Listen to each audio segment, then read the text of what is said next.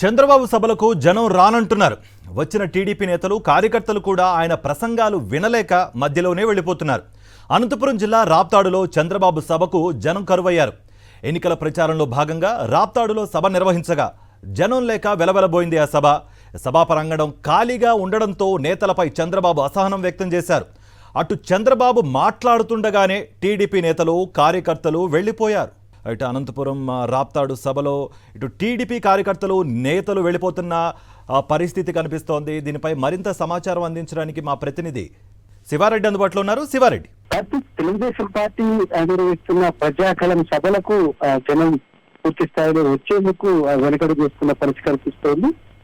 చంద్రబాబు నాయుడు సభలకు జనం రాక వెలగలబోతున్న పరిస్థితి కనిపిస్తోంది. ఇది ఉదాహరణగా రాప్తాడు సభ కొద్దిసేపు కిందటే జరిగింది. ఇందుకు పూర్తి స్థాయిలో జనం రాలేని పరిస్థితి కనిపిస్తోంది. చంద్రబాబుకు చేతి అరుగు మిగిలిందని చెప్పచ్చు. ఎందుకంటే సభా ప్రాంగణం పూర్తి స్థాయిలో ఖాళీగా ఉండడంతో ఒక దశలో స్థానిక ఉమ్మడి అనంతపురం జిల్లా నేతలపైన చంద్రబాబు అసహనం వ్యక్తం చేసిన పరిస్థితి కనిపిస్తోంది. రాప్తాడు మండల హెడ్ క్వార్టర్ లో ఈ కార్యక్రమం జరిగింది. ప్రజాగలం బహిరంగ సభ పేరుతో జరిగిన ఈ కార్యక్రమానికి సంబంధించి చాలా తక్కువ జనం హాజరు కావడం, అదేవిధంగా టీడీపీ నేతలు కార్యకర్తలు కూడా పెద్దగా ఆసక్తి చూపని పరిస్థితి కనిపించడంతో టీడీపీ అధినేత చంద్రబాబు ఒకంత అసంతృప్తి గురయ్యారు.